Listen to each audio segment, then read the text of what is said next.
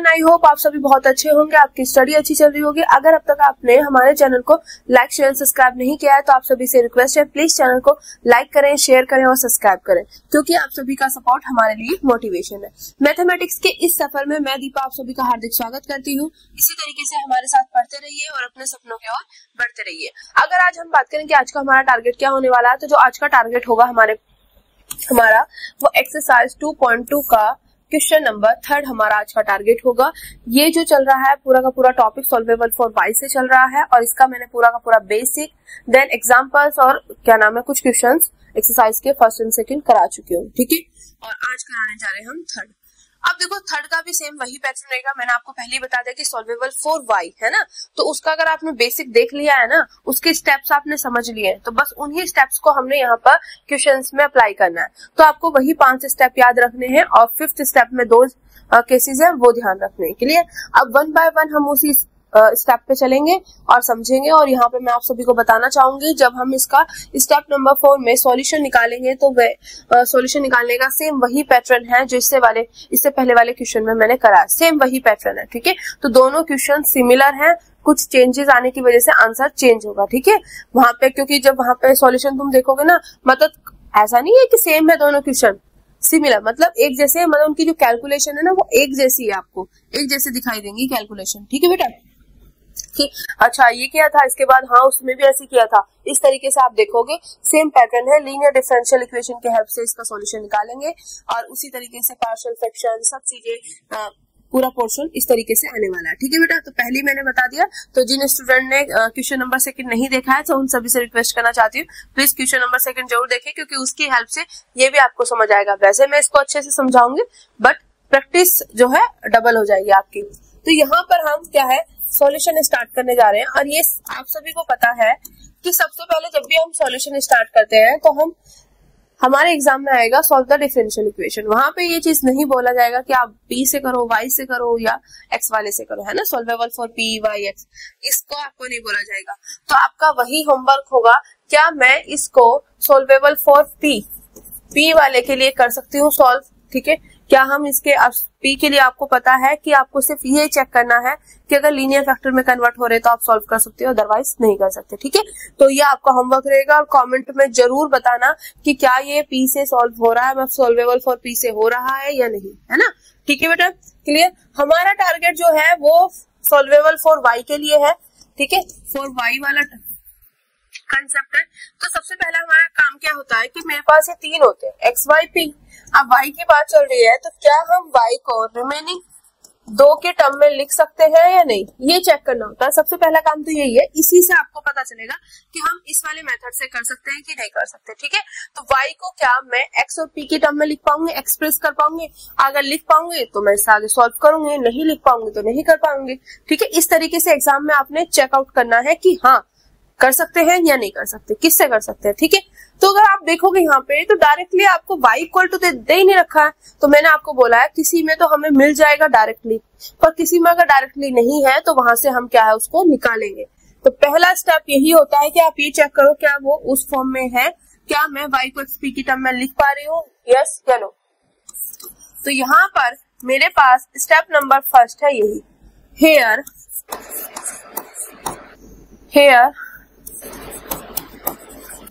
given differential equation is, here the given differential equation is, ठीक है। क्या है मेरे पास बेटा, p स्क्वायर माइनस के पी वाई प्लस के x इक्वल टू 0। अब देखो सिंपल सा फंडा बेटा, यहाँ पर अगर मेरे पास y इक्वल टू उस फॉर्म में होता तो डायरेक्ट आ जाता, जिसमें डायरेक्ट दिया होता, बट अब मुझे क्या लाना है, y इक्वल टू लाना। तो y यहाँ पे कहाँ बैठा, सिर्फ यहाँ पे, तो मैं इसको तो यहीं का रखूंगी और ये जो दोनों है ये उधर चले जाएंगे। तो माइनस के p y यहीं पे रखा क्योंकि मैं y इक्वल टू चाहिए।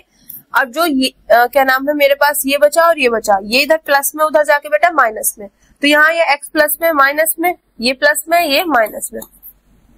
मुझे y इक्वल टू चाहिए तो y इक्वल टू, अब माइनस के p क्या है इसके साथ मल्टीप्लाई में, तो इधर जाके बेटा डिवाइड, यहाँ से माइनस कॉमन ले लो तो p स्क्वायर प्लस के x अपॉन, यहाँ पे क्या आ जाएगा मेरे पास माइनस के p, माइनस से माइनस कैंसिल, ठीक है। तो y मेरे पास y इक्वल टू क्या आया बेटा, y इक्वल टू आया p स्क्वायर प्लस के एक्स अपॉन p। ठीक है, अब क्या करेंगे, इसको इसके अपॉन में अलग,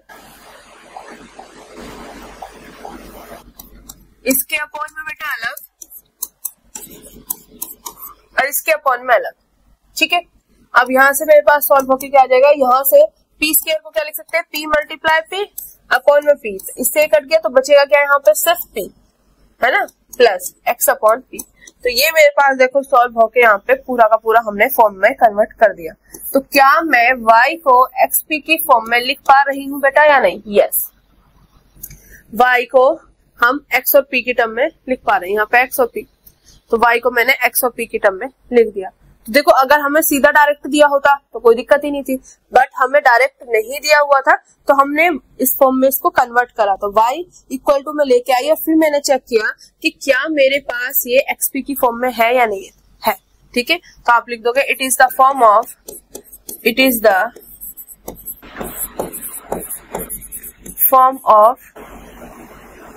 y इक्वल टू xp। ठीक है, ये क्या है मेरे पास फॉर्म है कि मैं y को xp की फॉर्म में लिख पा रही हूँ। It is the form of y equal to x function of xp। ठीक है, क्लियर हो गया बेटा। अब हम xp के टर्म में इसको लिख पा रहे हैं। This is the step number first. अब आएगा step number second. Step number second क्या कहता है, स्टेप नंबर सेकंड ये कहता है कि जो भी आपके पास अगर हम y को xp की टर्म में लिख पा रहे हैं तो उसको आप डिफरेंशिएट करो विद रिस्पेक्ट टू x। तो आपका सेकंड स्टेप होगा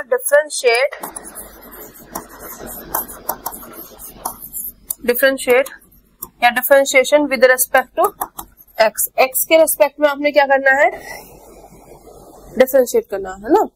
तो यहाँ पे मेरे पास इसका क्या हो जाएगा, dy अपॉन dx। यहाँ पे p का क्या हो जाएगा बेटा, dp अपॉन dx। अब देखो यहाँ पे क्या है, x अपॉन p, तो यहाँ पे तो डिवीजन वाला लगेगा। तो इसका क्या तरीका होता है, तो नीचे वाले का स्क्वायर, नीचे वाला एज इट इज, ऊपर वाले का x का x के रेस्पेक्ट में 1 माइनस, अब ऊपर वाला एज इट इज नीचे का dp अपॉन dx। ठीक है बेटा, dp अपॉन dx। इस तरीके से आपने इनको करना है। आगे बेटा यहाँ तक की कैलकुलेशन सभी को क्लियर है, बस अब इसको सॉल्व थोड़ा सा सिंप्लीफाई कर लेंगे यहाँ पे और फिर हम अपने अगले स्टेप पे चलेंगे। ठीक है बेटा, क्लियर। तो यहाँ पे मेरे पास dy upon dx equal to dp upon dx plus यहाँ पे आ जाएगा p, यहाँ पे माइनस के x, dp upon dx upon का p स्क्वायर अपॉन में बेटा p माइनस के x dp अपॉन dx और ये। ठीक है बेटा, ये आ गया मेरे पास। अब स्टेप नंबर थर्ड क्या होगा, स्टेप नंबर 2 था डिफरेंशिएशन करना with respect to x। Step number third कि जो स्टेप 2 में आपके पास पोर्शन आ चुका है उसमें आप पुट करोगे वहां पे dy upon dx equal to p। ये आपका टारगेट है कि आपको dy अपॉन dx की जगह p पुट करना है। तो यहाँ पे p पुट करो, p equal to dp upon dx plus यहाँ पे p माइनस के x dp upon dx upon के p स्क्वायर। ये आ गया बेटा मेरे पास। ठीक है, क्लियर। अब क्या करना है, इसको थोड़ा सा सिंप्लीफाई कर लो, फिर स्टेप नंबर 4 पे चलेंगे। अब जो सबसे बड़ा होगा इसमें स्टेप नंबर 4 ही होता है हमारा। यहाँ पे dp अपॉन dx। अब देखो इसके अपॉन में अलग p अपॉन p स्क्वायर और इसके अपॉन में अलग x upon p square dp upon dx। अब dp अपॉन dx वाले एक साथ और विदाउट dp अपॉन dx वाले एक साथ। ठीक है, अब इसको हम यहाँ पे सिंप्लीफाई करते हैं। अब यहाँ तक समझ आ गया। अब देखो यहाँ पे मेरे पास क्या है बेटा, p यहाँ पे है, ये इधर प्लस में है तो इधर आके बेटा माइनस में। दूसरा देखो यहाँ पे p अपॉन क्या है, p स्क्वायर, तो इसको क्या लिख सकते हो, p upon p multiply p, इससे ये कैंसिल, तो आंसर क्या आ जाएगा इसका 1 अपॉन p। तो p इधर से प्लस से इधर आ जाएगा माइनस में, तो आपका यहाँ पे आएगा p माइनस 1 बाय p। जो 1 बाय p है इधर प्लस में इधर आके माइनस में। अब देखो dp upon dx, dp upon dx, दोनों में से क्या ले लिया बेटा, कॉमन। यहां लिख लेते हैं डीपी अपॉन डीएक्स, ठीक है। अब मेरे पास बचा क्या, डीपी अपॉन डीएक्स कॉमन लेके, यहाँ पे 1 है, यहाँ पे x upon P square, 1 minus x upon P square, ये मेरे पास है। यहाँ पे कोई भी चीज छूटनी नहीं चाहिए, एक पोर्शन छूटते ही ना आंसर मिस्टेक हो जाएगा। तो 1 minus x upon P square. अब इतना आगे मेरे पास बेटा, इसको बस सिंप्लीफाई करें। अब देखो यहाँ पे टेकिंग एलसीएम, यहाँ पे तो यहाँ पे आ जाएगा p, इसकी मल्टीप्लाई इससे पी स्क्वायर, इसकी इससे माइनस के 1 इक्वल टू बेटा, यहाँ पे भी same as it is p square, यहाँ पे पी स्क्वायर आ जाएगा, यहाँ पे माइनस के एक्स, यहाँ पे डीपी अपॉन डीएक्स। यहां तक का फंडा क्लियर हो गया। अब देखो मैं यहां से निकालूंगा dp upon dx, dp upon dx मुझे निकालना, तो यहाँ क्या बैठा हुआ है बेटा, पी स्क्वायर माइनस के 1 अपॉन पी। अब देखो ये डिवाइड में है तो इधर आके मल्टीप्लाई में, ये मल्टीप्लाई में है तो इधर आके बेटा डिवाइड में, वही सेम पोर्शन, इसको क्या लिख सकते हो आप, p मल्टीप्लाई p, तो p से p कैंसिल हो जाएगा, देखो p multiply p upon p, तो एक p से p कैंसिल, तो ऊपर क्या बच जाएगा मेरे पास बेटा p। तो यहाँ पे dp upon dx equal to p square minus के 1, और साथ में क्या बचेगा यहाँ पे p upon p square minus के x, ये मेरे पास यहाँ पर आ गया बेटा, ठीक है। किसी को कोई दिक्कत यहाँ तक, सारा फंडा क्लियर है बेटा। अब देखो यहाँ पे, यहां से इतना होने के बाद इसको इधर कर लेते हैं ना, वहां लिख लेंगे। तो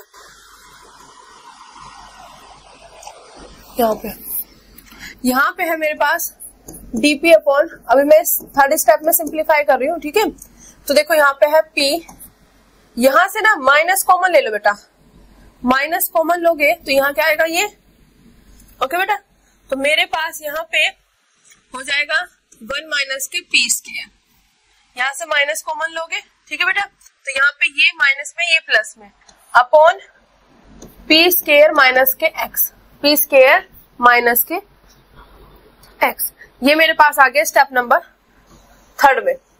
अब स्टेप नंबर 4, स्टेप नंबर 4 क्या कहता है बेटा, टू फाइंड द सॉल्यूशन, इसको इक्वेशन का नाम दे देते हैं to find the solution of equation second.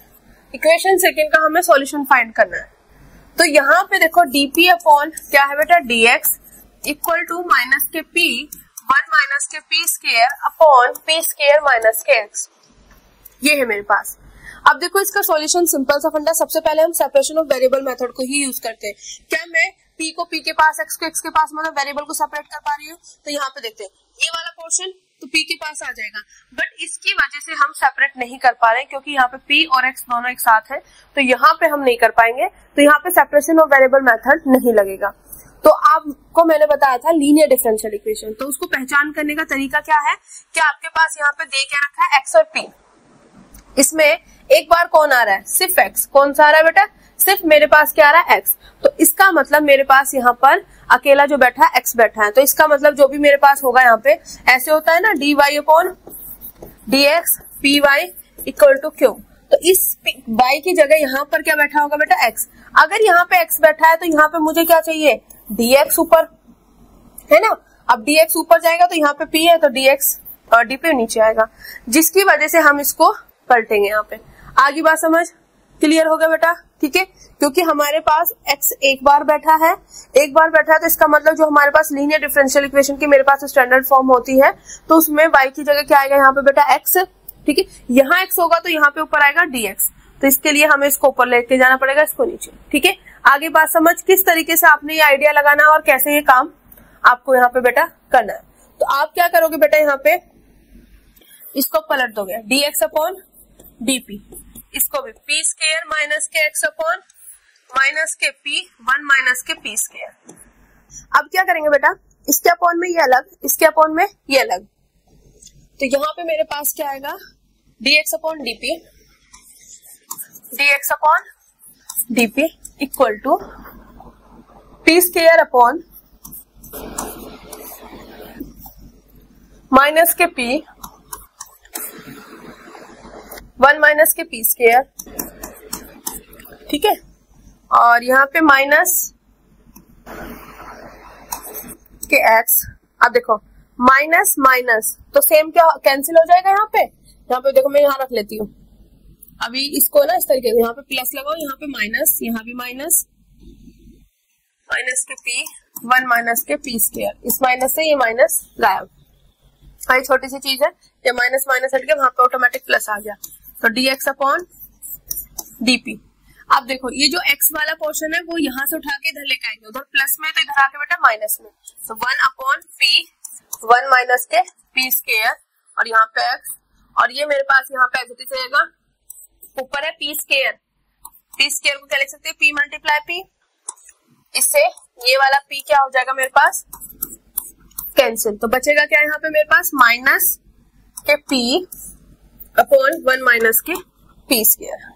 यहाँ तक किसी को कोई भी दिक्कत बेटा, पूरा फंडा क्लियर हो गया या नहीं? ये एज इट इज एक्स वाला वहां से इधर ले आए, वहां प्लस में है तो इधर आके माइनस में, और इसको सॉल्व करके यहाँ पे हमने लिख दिया, क्लियर हो गया। तो क्या ये आपको अब दिखाई दे रही है? देखो यहाँ पे एक स्टेप और लिख लेते हैं, dx अपॉन dp प्लस यहाँ पे क्या है माइनस के 1 अपॉन p 1 माइनस के p स्क्वायर, यहाँ पे x इक्वल टू माइनस के p अपॉन 1 माइनस के p स्क्वायर। आगे बात समझ बेटा, क्लियर हो गया? तो देखो प्लस माइनस माइनस ये आ जाएगा। तो क्या आपको ये दिखाई दे रही है कि ये मेरे पास लीनियर डिफरेंशियल इक्वेशन की फॉर्म में आ गई? तो देखो दिस इज लीनियर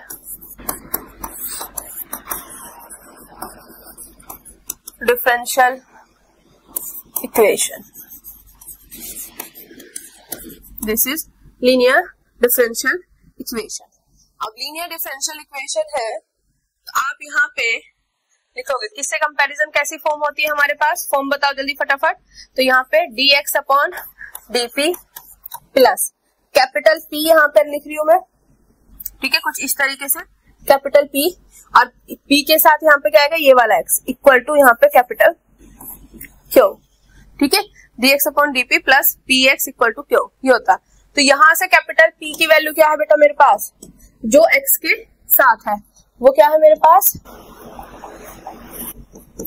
माइनस के 1 अपॉन p 1 माइनस के p स्क्वायर, कैपिटल Q क्या है बेटा मेरे पास माइनस के p अपॉन 1 माइनस के p स्क्वायर। आगे बात समझ बेटा, क्लियर हो गया यहाँ तक का फंडा? कैपिटल P और कैपिटल Q हमने यहाँ पे लिख लिए। ये चीज ध्यान रखना कि ये अलग है कैपिटल P और वो अलग है, ठीक है बेटा, क्लियर हो गया। अब जैसे ही ये मेरे पास लीनियर डिफरेंशियल, देखो यहाँ पे ये फंडा जरूर समझना है कि x मेरे पास कितनी बार बेटा, एक बार, तो यहाँ पे चांसेस है ना कि हमारे पास क्या बन जाए लीनियर डिफरेंशियल इक्वेशन। तो हम क्या करेंगे, x एक बार बैठा है तो मुझे ऊपर क्या चाहिए dx, तो इसको हम इस तरीके से बदल देंगे, ठीक है बेटा, फिर इसके अपॉन में अलग, इसके अपॉन में अलग, x वाला इधर ले आया तो पूरी की पूरी फॉर्म बन गई मेरे पास लीनियर डिफरेंशियल इक्वेशन की। अब यहाँ पे हम निकालेंगे इंटीग्रेटिंग फैक्टर, तो अगले पे निकाल रही हूँ मैं, यहाँ निकालूंगी मैं बेटा इंटीग्रेटिंग फैक्टर। इंटीग्रेटिंग फैक्टर का फॉर्मूला क्या होता है, e की पावर इंटीग्रेशन p, और यहाँ पे किसके रेस्पेक्ट में हो रहा है भाई, यहाँ पे देखो dp, तो dp आएगा। अब p की वैल्यू क्या, माइनस के 1 अपॉन, तो यहाँ से integrating factor equal to e की पावर इंटीग्रेशन क्या है बेटा यहाँ पे माइनस के 1 अपॉन p और 1 माइनस के p स्क्वायर, 1 माइनस के p स्क्वायर, और यहाँ पे dp, ठीक है। अब इसका इंटीग्रेशन करना है सॉरी यहाँ से इंटीग्रेशन करेंगे बेटा। तो देखो ये मेरे पास किस फॉर्म में क्या वो दे रखा, मैं इधर की साइड इसको कर रही हूँ, इधर इसका सॉल्यूशन आ जाएगा। तो माइनस के 1 अपॉन p 1 माइनस के p स्क्वायर, इसको कैसे लिख सकते हैं, माइनस के 1 upon p as it is. अब देखो 1 स्क्वायर माइनस के p स्क्वायर, ये लिख सकती हूँ मैं 1 माइनस के p square, a square minus b square, एक बार प्लस एक बार माइनस, तो यहाँ पे इसकी जगह लिख दूंगे एक बार प्लस एक बार माइनस, सेम वही है यहाँ पे जी उसी तरीके से। कैलकुलेशन है जैसे इससे पिछले वाले क्वेश्चन में करा है, सेम कैलकुलेशन। ठीक है बेटा, तो यहाँ पे मतलब सिमिलर कैलकुलेशन है।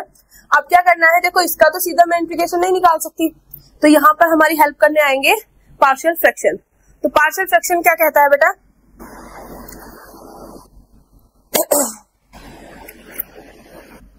पार्शियल फ्रैक्शन कहता है बेटा कि माइनस के 1 अपॉन जो ये है मेरे पास 1 प्लस के p 1 माइनस के p equal to a upon पहला वाला, b अपॉन दूसरा वाला और प्लस के c अपॉन तीसरा वाला। इस तरीके से आपको लिखना है, मतलब इसको आप उसमें चेंज कर दोगे और वहां पे इंटीग्रेशन आराम से हो जाएगी। जब भी हम इंटीग्रेशन करते हैं, ये चीजें हमने सीखी हुई कि कभी भी ऐसे आता है तो हम उसको उसमें चेंज करते हैं with the help of partial fraction. ठीक है, तो यहाँ से माइनस के 1 अपॉन p 1 प्लस के p 1 माइनस के p, यहाँ पे क्या हो जाएगा p 1 प्लस के p 1 माइनस के p यहीं पे।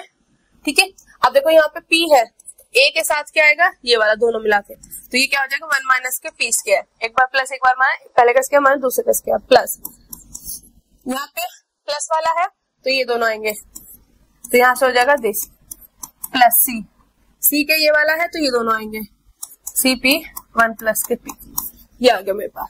अब आप क्या करोगे, इससे ये यहाँ पे कैंसिल, क्या हो जाएंगे बेटा कैंसिल हो जाएंगे। इधर क्या बचा माइनस के 1, इधर a 1 माइनस के p स्क्वायर, यहाँ पे b, यहाँ पे p माइनस के p स्क्वायर प्लस के c p प्लस के p स्क्वायर, ये मेरे पास यहाँ पर दे रखा है। विजिबल है कि नहीं बेटा, ठीक है, यहाँ पे थोड़ा सा कि विजिबल है ना। अब देखो यहाँ पे कोफिशिएंट्स की क्या करोगे, कंपेयरिंग करोगे, तो अगर मैं पी स्क्वायर का देखो तो पी स्क्वायर में माइनस के यहाँ पे बैठा है, माइनस के बी यहाँ पे और प्लस के सी वहां पे, इधर है ही नहीं इक्वल टू के तो 0, पहला आ गया ये पोर्शन। ठीक है, तो और दूसरा पी वाले देखो यहाँ पे बी है, वहां पे प्लस के सी है, इधर 0, तो यहाँ से क्या निकल गया कि बी इक्वल टू होगा माइनस के सी के इक्वल। ठीक है, अब देखो यहाँ पे कोई भी मेरे पास मतलब विदाउट पी या पी स्क्वायर नहीं है, सिर्फ यहाँ पे है ए, इधर से ए और इधर से मतलब जो कांस्टेंट टर्म होती है, इधर से ए और इधर से माइनस के 1, तो ए की वैल्यू आ गई ये।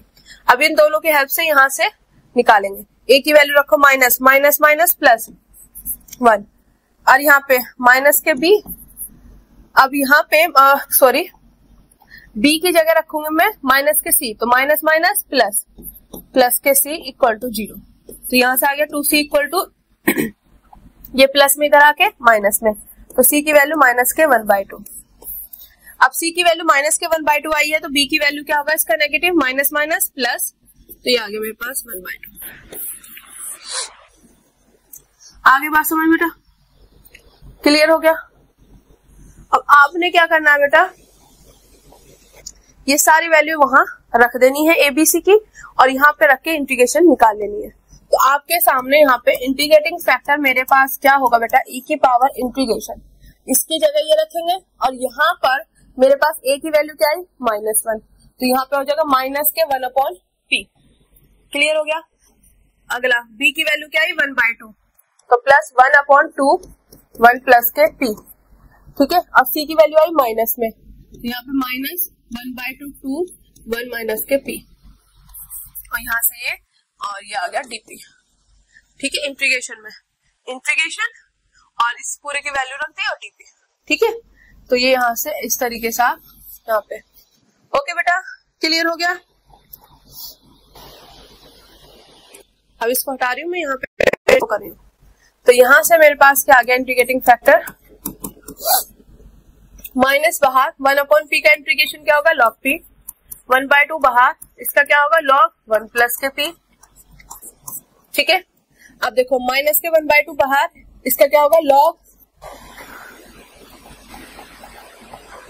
यहाँ रखो माइनस के 1/2, इसका हो जाएगा log 1 माइनस के p और p के साथ क्या आ रहा है यहाँ पे माइनस के 1, तो यहाँ पे अपॉन में -1 आएगा, माइनस माइनस क्या हो जाएगा बेटा प्लस। ये कंसेप्ट याद रखना, कभी यहाँ पे आप भूल जाओ तो यहाँ हो जाएगा प्लस। यही वहां पे था, मतलब सेकंड क्वेश्चन में। आगे बात समझ बेटा। तो यहाँ पे जब इसका लिया हमने तो 1 अपॉन करके log होता है, ठीक है। और जो यहाँ पे p के साथ है वो अपॉन में आएगा, तो यहाँ पे -1 है तो माइनस माइनस प्लस हो गया। अब हमें पता है कि हमारे पास क्या है बेटा, log वाली सिचुएशन होती है जैसे हम log में करते हैं कि अगर मेरे पास मल्टीप्लाई में है तो उनको हम प्लस करके लिखते हैं, log m plus log n। अगर मेरे पास वो डिवाइड में है ना, तो माइनस करके लिखते हैं, log n। और माइनस किसे करते हैं, जो नीचे माइनस वाला वो होता है।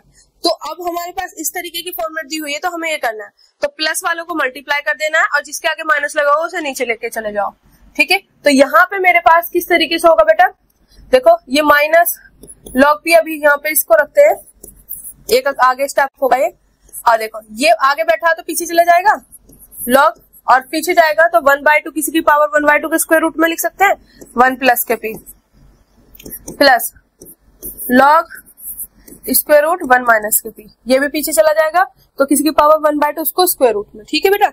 अब यहाँ पे वो फंडा अपनाएंगे जो मैं आपसे बोल रही थी, integrating factor equal to, integrating factor क्या होगा, ये प्लस, तो इनके आपस में क्या होगी, मल्टीप्लाई, ये माइनस में है तो ये डिवाइड में, तो यहाँ पे मेरे पास क्या आएगा, e की पावर log एक साथ 1 प्लस के p 1 माइनस के p अपॉन में p, ये हो जाएगा। टोटल एक साथ ले log इन दोनों की मल्टीप्लाई और ये डिवाइड में। क्लियर हो गया बेटा यहाँ तक, ठीक है। अब हमें पता है integrating factor equal to e की पावर log, यहाँ पे x बैठा है तो इस पूरे की जो वैल्यू होती है वो मेरे पास ये होती है, तो इसी तरीके से e की पावर दिस, ये बैठा हुआ है तो इस पूरे की वैल्यू जो होगी वो ये वाली होगी, स्क्वायर रूट 1 प्लस के p स्क्वायर रूट 1 माइनस के p अपॉन में p। यहाँ तक किसी को कोई दिक्कत बेटा, आ गया ना समझ फंडा। अब हमें पता है यहाँ पर जब मेरे पास square root a square root b अलग अलग है तो इनको एक साथ लिख सकते हैं, नहीं लिख सकते, यस लिख सकते हैं। तो यहाँ पे उसी का यूज आपने करना है, तो यहाँ पे एक साथ लिख दो 1 प्लस के p 1 माइनस के p अपॉन में p, इंटीग्रेटिंग फैक्टर। अब एक बार प्लस एक बार माइनस क्या होता है, पहले का स्क्वायर 1 का स्क्वायर 1 माइनस के p का स्क्वायर, तो ये आपका आ गया यहाँ से इंटीग्रेटिंग फैक्टर निकल के। अब आपका टारगेट जो होगा इसका सॉल्यूशन निकालना होगा, ठीक है। तो यहाँ पे अब आपका टारगेट है बेटा, क्योंकि मेन तो सॉल्यूशन ही निकालना है, तो यहाँ पे इंटीग्रेटिंग फैक्टर निकल के आ चुका है। अब देखो सॉल्यूशन में सबसे पहले क्या लिखेंगे, जो हमारे पास यहाँ पे ऊपर है x multiply integrating factor equal to integration q multiply integrating factor किसके रेस्पेक्ट में चल रही है भाई, dp है ना, प्लस के c, जो नीचे होता है वो वहां पे लिखते हैं। क्लियर बेटा। अब यहाँ पे x मल्टीप्लाई इंटीग्रेटिंग फैक्टर क्या है, ये वाला, तो यहाँ पे स्क्वायर रूट 1 माइनस के p square upon p equal to integration q की वैल्यू क्या है मेरे पास, क्यू की वैल्यू है माइनस के p upon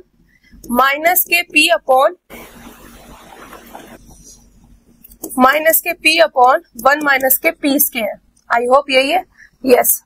multiply integrating factor क्या है, स्क्वायर रूट 1 माइनस के p square upon p, p से p कैंसिल, यहाँ पे ये dp प्लस के c, p से p कैंसिल, तो यहाँ पे x मल्टीप्लाई इंटीग्रेटिंग फैक्टर तो लिख दिया 1 माइनस के p स्क्वायर रूट में p इक्वल टू, ये माइनस साइन बाहर, इंटीग्रेशन बचा क्या 1 माइनस के p square upon square root में और 1 माइनस के p स्क्वायर यहाँ पे dp प्लस के c। अब इसको सॉल्व करते हैं, इसका इंटीग्रेशन निकाल के, और आपका सॉल्यूशन यहाँ पर, मतलब जो सॉल्यूशन हमें निकालना था वो आ जाएगा। तो मेरे पास x स्क्वायर रूट 1 माइनस के p square upon p square root 1 minus के p square upon p equal to, यहाँ पे मेरे पास क्या है इंटीग्रेशन। अब देखो ऊपर लिखा हुआ है स्क्वायर रूट 1 माइनस के p स्क्वायर, नीचे क्या लिखा हुआ है मेरे पास 1 माइनस के p स्क्वायर, तो इसको कैसे लिख सकते हैं 1 माइनस के p स्क्वायर रूट और स्क्वायर रूट 1 माइनस के p स्क्वायर, और स्क्वायर रूट में ही 1 माइनस के p स्क्वायर, कैसे, जैसे under root x multiply under root x equal to किसके हो जाता है बेटा, एक्स के। तो इसकी जगह मैंने ये रख दिया, ठीक है। और यहाँ पे एक्स की जगह क्या रखा बेटा, 1 माइनस के पी स्क्वायर। क्लियर हो गया। तो यहाँ से ये वाला कैंसिल हो जाएगा, बचेगा क्या यहाँ पे 1 अपॉन स्क्वायर रूट 1 माइनस के पी स्क्वायर, यहाँ पे डीपी प्लस के सी। ये मेरे पास यहाँ पर आ गया। अब इसका क्या इंटीग्रेशन होता है, 1 अपॉन स्क्वायर रूट 1 माइनस के एक्स स्क्वायर का क्या होता है, साइन इनवर्स एक्स। तो यहाँ पे एक्स की जगह क्या है, पी, तो यहाँ पे आ जाएगा साइन इनवर्स पी। तो एक्स इक्वल टू सॉरी अभी तो यहाँ पे बैठे स्क्वायर रूट 1 माइनस के p square upon p equal to, और माइनस साइन देखो फिर से छूट गया यहाँ पे माइनस साइन, भाई ये नहीं छोड़ना, ठीक है। तो माइनस बाहर, इसका इंटीग्रेशन क्या हो जाएगा, साइन इनवर्स पी प्लस के सी, ठीक है। एक्स इक्वल टू मेरे पास ये डिवाइड में इधर जाके मल्टीप्लाई में, ये मल्टीप्लाई में इधर जाके बेटा डिवाइड में, आगे बात समझ बेटा। और यहाँ पे C minus sine inverse P, sine inverse P, ये सी है, सी में से दिस, ये मेरे पास यहाँ पर आ गया। तो यहाँ से मेरे पास देखो मैंने क्या है, अब यहाँ पे आप नोटिस करोगे कि यहाँ से हम क्या नाम है, पी की वैल्यू नहीं निकाल सकते। देखो सॉल्यूशन तो यहीं पे आ गया सॉल्व होके। अब यहाँ से हमारा टारगेट जो होता है स्टेप नंबर 5 में, ये टारगेट होता है कि आप यहाँ से मतलब मेन जो होता है स्टेप नंबर 4 में पी की वैल्यू निकालना होता है। तो क्या आप यहाँ से पी की वैल्यू निकाल पाओगे, यहाँ पे साइन इनवर्स से ये है, तो हम पी की वैल्यू नहीं निकाल सकते।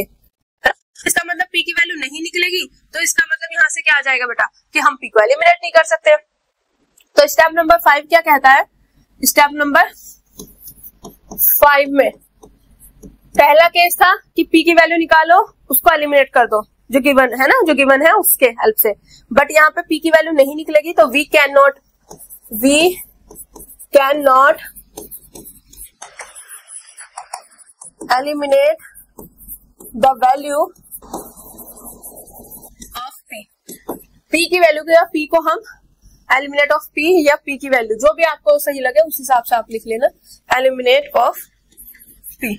हम पी को क्या है, we can not eliminate of p, p को एलिमिनेट नहीं कर सकते। जब एलिमिनेट नहीं कर सकते तो आप क्या करोगे, वहां से जो आपका सॉल्यूशन आया वहां से आप एक्स की वैल्यू निकालोगे, क्योंकि यहाँ पे एक्स पी और सी, एक्स पी और सी के टर्म में हमारे पास आया होगा।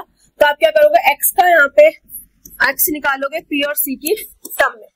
तो मैंने यहाँ पे वही काम किया कि एक्स को यहीं पे रखा, जो पी वाला था वो इधर ले गए, तो मेरे पास एक्स आ गया पी और सी के टर्म में। तो यहाँ पे आप लिखोगे देन,